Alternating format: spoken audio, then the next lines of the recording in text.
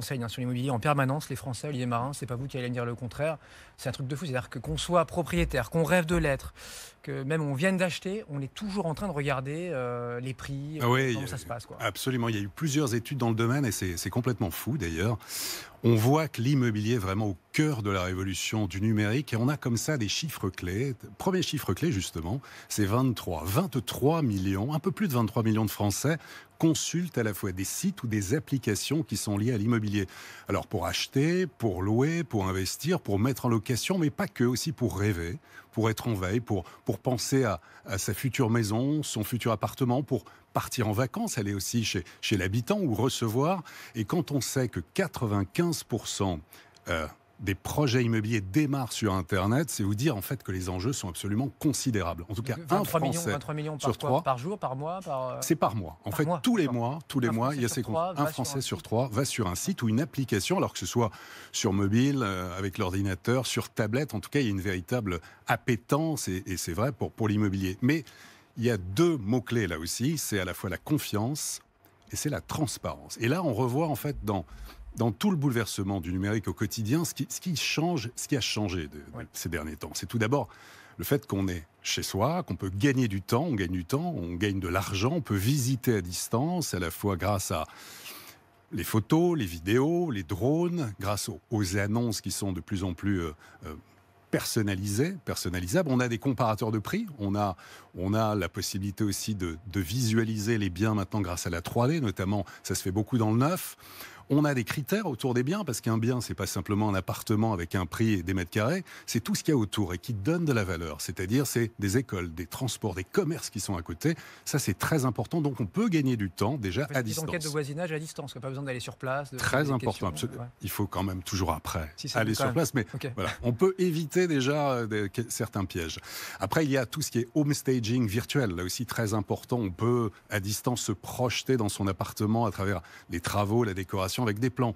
Tout ce qui est formalité, la simplification. Il n'y a pas que Ikea qui le fait, on peut le faire aussi avec des startups françaises. On peut le faire. Ouais. Il y a tout ce qui est simplification de formalité aussi, ça se développe de plus en plus sur des contrats, sur beaucoup de choses, là aussi en termes de copropriété, de bail numérique. Et puis on a l'explosion des locations des plateformes numériques comme type Airbnb, qu'on ne va pas citer. Il y a eu près de 7 millions de Français qui l'ont utilisé, en tout cas l'an dernier, pour partir ou pour recevoir. C'est vous dire, là, les enjeux sont vraiment considérables. Et puis, il y a l'aspect transaction. Et les transactions, il faut s'adapter. C'est le rôle des courtiers aussi qui aident, notamment pour emprunter, pour donner bons conseils. C'est le rôle des agents immobiliers qui doivent aller beaucoup plus loin, apporter un véritable service, montrer que c'est une valeur ajoutée, parce qu'il y a un prix derrière.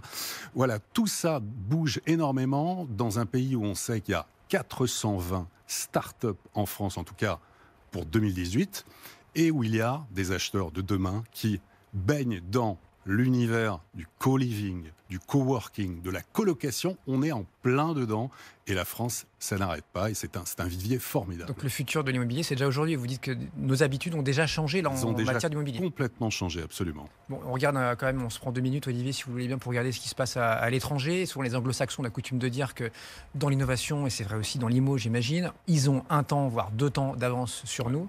Est-ce que vous avez, je ne sais pas, 1 ou 2 exemples là, pour nous aujourd'hui ? Oui, 2 exemples absolument, en matière de transaction et en matière de construction. Transaction, c'est Open Door. Open Door qui a levé, il y a quelques années, 325 millions de dollars. C'est une nouvelle façon de vendre l'immobilier en direct.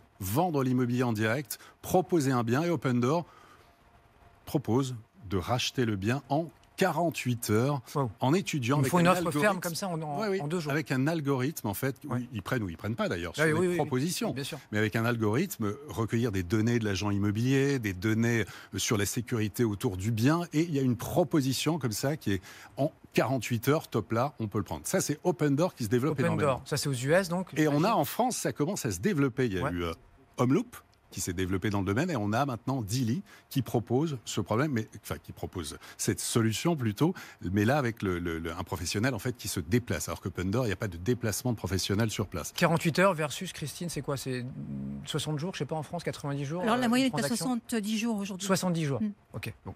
Ok. Et puis donc Olivier, un deuxième exemple. Alors c'est Catera Catera, c'est la folie. Catera a levé 850 millions de dollars il y a quelques années. C'était la plus grosse levée dans le domaine des startups immobilières. Ouais. C'est SoftBank qui investit énormément, qui met les Japonais, qui mettent dans Airbnb, dans le coworking en fait.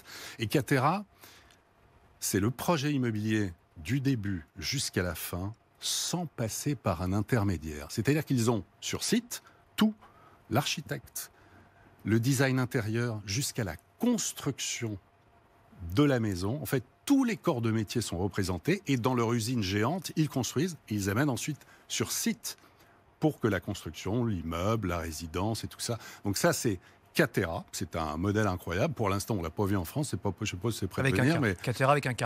Catera avec un K, et voilà. En tout cas, Catera qui a eu des petits soucis ces derniers temps, là aussi des problèmes de livraison, parce que selon les États, enfin, aux USA, les règlements diffèrent. Voilà, c'est pas évident, ce qui est un peu normal, mais ça va aller très très loin en tout cas. Merci beaucoup Olivier Marin, rédacteur en chef du Figaro Immo, avec nous dans cette spéciale immobilier de Tech & Co. Christine Fumagalli, si vous êtes d'accord, on se retrouve en fin d'émission, dans un gros quart d'heure on va dire, pour notre débat sur, ça tombe bien, donc la tech et l'immobilier. A tout de suite, courte pause.